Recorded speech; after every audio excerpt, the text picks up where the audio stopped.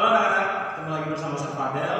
Nah, pada pertemuan kali ini kita akan memasuki bab baru mengenai enzim dan metabolisme. Anak-anak, pernahkah kalian ketika mengunyah nasi yang kalian punya lama-kelamaan terasa semakin manis?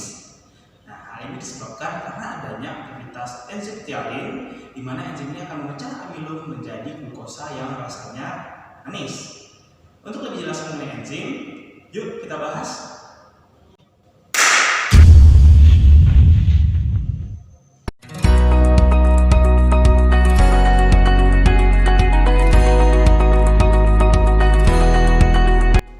Apakah enzim itu? Enzim disebut juga sebagai biokatalisator atau senyawa protein yang berperan sebagai katalis atau mempercepat suatu reaksi. Tanpa adanya enzim, reaksi-reaksi yang berada di dalam tubuh makhluk hidup atau reaksi biokimia itu akan berjalan dengan sangat lambat. Molekul yang bereaksi di dalam suatu reaksi yang dikatalisis oleh enzim disebut sebagai substrat, sedangkan molekul yang dihasilkan disebut sebagai produk. Enzim sebagai katalisator organik berbeda dengan katalisator anorganik. Hal ini dikarenakan enzim bekerja dengan sangat spesifik. Artinya, satu enzim itu bekerja untuk satu jenis reaksi kimia saja. Sehingga di dalam tubuh hidup, jumlah enzim sangatlah banyak. Enzim yang terbentuk dan bekerja di dalam sel disebut sebagai enzim intraseluler. Contohnya adalah enzim katalase yang akan memecah senyawa berbahaya seperti hidrogen peroksida di dalam sel-sel hati. Sedangkan enzim yang dibentuk di dalam sel kemudian bekerja di luar sel disebut sebagai enzim ekstraseluler. Contohnya enzim-enzim pencernaan seperti amilase dan ptyalin. Sebagian besar enzim tersusun atas protein.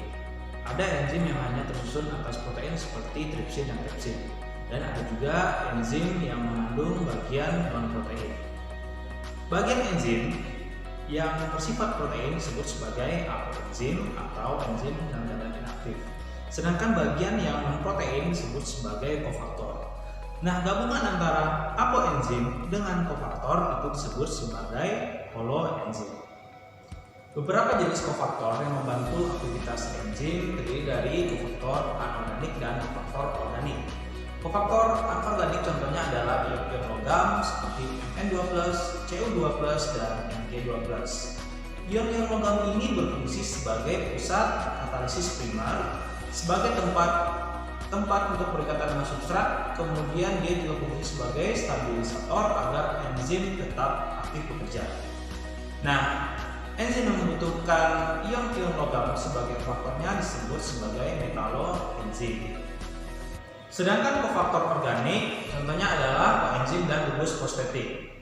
Koenzim ini merupakan gugus yang memiliki ikatan lemah dan mudah didialisis. Contohnya adalah FAD+ dan FADP+. Fungsi dari koenzim sendiri adalah untuk memindahkan suatu gugus kimia, atom maupun elektron dari satu enzim ke enzim yang lainnya. Nah, kemudian koenzim dalam bekerja dia harus bergabung dengan apoenzim membentuk holoenzim, di mana holoenzim yang terbentuk bersifat spesifik terhadap substratnya. Kemudian gugus fosfatik. Gugus fosfatik ini merupakan gugus yang memiliki ikatan yang kuat dan tidak mudah larut di dalam lautan. Contohnya adalah flavin adenin dinukleotida atau FAD.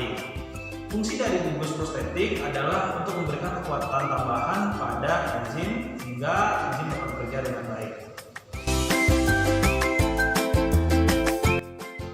Enzim mengkatalisis reaksi dengan meningkatkan kecepatan reaksi.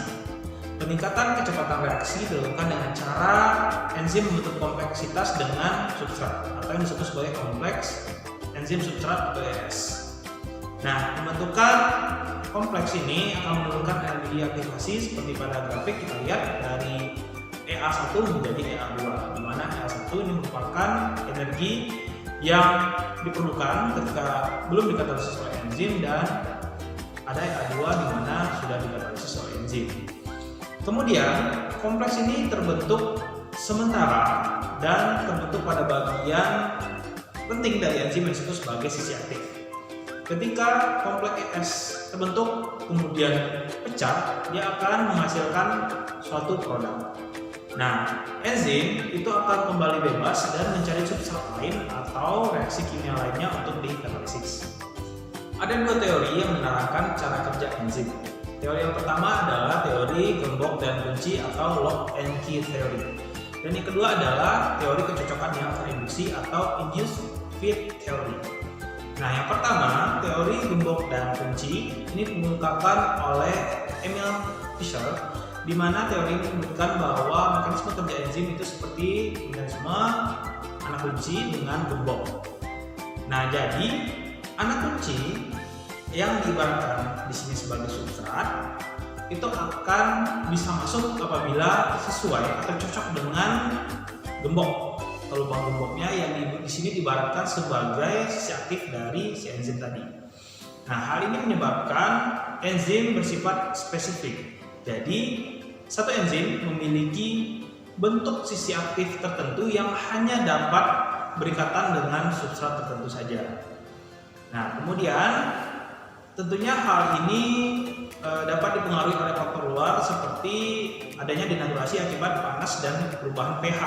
Sehingga apabila sisi aktif tersebut berubah karena faktor eksternal, akibatnya adalah sisi aktif tidak lagi cocok dengan substrat tersebut dan substrat tidak bisa berikatan dengan sisi aktif dari enzim.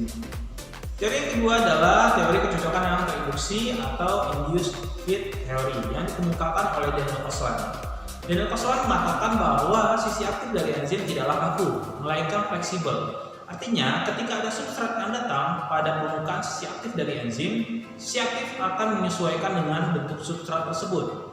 Akhirnya, substrat dapat menempel berikatan dengan enzim membentuk kompleks, sehingga ketika kompleks tersebut pecah akan dihasilkan suatu produk.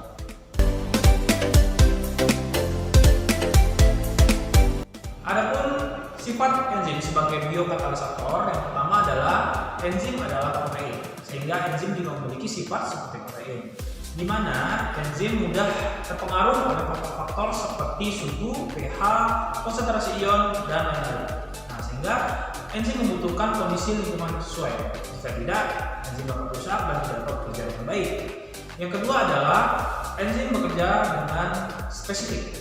Ya, jadi enzim hanya bekerja atau berikatan dengan substrat tertentu, sehingga dia juga dapat mengkatalisis hanya pada satu jenis reaksi tertentu saja.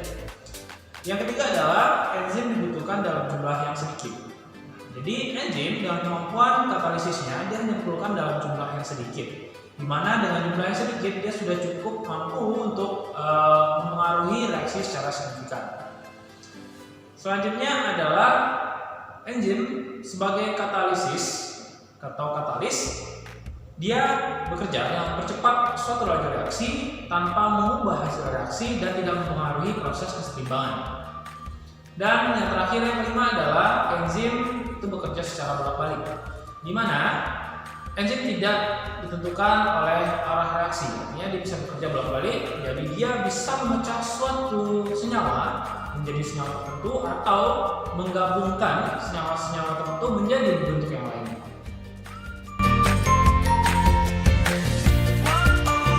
Faktor pertama yang mempengaruhi dari kerja enzim adalah suhu. Enzim aktivitasnya akan meningkat seiring dengan peningkatan suhu hingga mencapai suhu optimum. Suhu optimum adalah suhu di mana enzim dapat bekerja secara maksimal. Sehingga di bawah dan di atas suhu maksimum, enzim biasanya bekerja tidak baik atau lambat. Sedangkan semakin jauh di atas suhu maksimum, enzim dapat rusak atau denaturasi.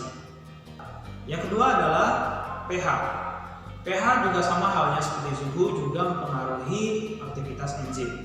Sehingga juga dibutuhkan pH optimum di mana enzim dapat bekerja secara maksimal. Perubahan pH ini juga dapat mempengaruhi bentuk dari sisi aktif dari protein. Sehingga apabila terjadi perubahan pH akan berakibat kepada perubahan bentuk sisi aktif dan substrat tidak akan dapat menempel pada sisi aktif dari enzim tersebut. Sehingga peran enzim sebagai katalis tidak dapat berfungsi dengan baik. Yang ketiga adalah jumlah enzim. Penambahan jumlah enzim yang semakin tinggi akan mempercepat laju reaksi hingga mencapai kecepatan maksimum. Setelah kecepatan maksimum tercapai, penambahan enzim tidak lagi mempengaruhi proses laju reaksi, sehingga kecepatannya menjadi konstan. Yang keempat, konsentrasi substrat. Sama halnya dengan jumlah enzim, semakin banyak konsentrasi substrat, maka proses katalisis oleh enzim akan semakin cepat. Artinya laju reaksinya semakin cepat hingga mencapai kecepatan yang maksimum. Sama halnya seperti jumlah enzim tadi, ketika telah tercapai kecepatan maksimum, maka penambahan konsentrasi substrat itu tidak lagi berpengaruh dan kecepatannya tetap atau konstan. Yang kelima adalah inhibitor. Dengan adanya inhibitor atau penghambat, maka reaksi yang dikatalisis oleh enzim akan menjadi lambat. Nah, jadi untuk inhibitor itu ada dua jenis. Yang pertama adalah inhibitor yang bersifat reversible. Artinya inhibitor ini dapat menempati enzim dan juga dapat meninggalkan enzim tersebut. Jika kita lihat pada keadaan normal, di sini ada enzim yang berwarna ungu memiliki sisi aktif, di mana ini adalah tempat melekatnya substrat. Sedangkan ketika ada inhibitor ya yang bersifat reversible, itu juga terbagi atas dua. Yang pertama adalah inhibitor yang bersifat kompetitif dan inhibitor yang non kompetitif. Jadi untuk inhibitor yang kompetitif, dia akan menempati sisi aktif dari enzim sehingga substrat itu tidak bisa melekat. Sedangkan untuk inhibitor non kompetitif, dia akan melekat pada sisi selain sisi aktif sehingga dia bisa saja merubah bentuk enzim, mengganggu kestabilan bentuk enzim sehingga substrat pun juga tidak dapat menempel pada sisi aktif dari enzim. Selanjutnya ada inhibitor yang bersifat irreversible, artinya tidak dapat balik. Jika kita lihat di sini ada enzim, kemudian ini ada substrat. Ketika ada inhibitor yang bersifat irreversible, dia akan menempati bagian pada enzim, ya, sisi aktifnya, dan dia akan menempel dan tidak bisa kembali lagi atau tidak bisa terlepas lagi, sehingga otomatis enzim ini menjadi tidak aktif atau rusak. Dan ya otomatis substrat pun tidak dapat menempel lagi pada enzim. Oke anak-anak, demikianlah penjelasan mengenai enzim pada pertemuan kali ini. Seperti biasa, silahkan kerjakan tugas latihan yang sudah saya lampirkan di modul. Selamat mengerjakan, sampai jumpa di pertemuan selanjutnya.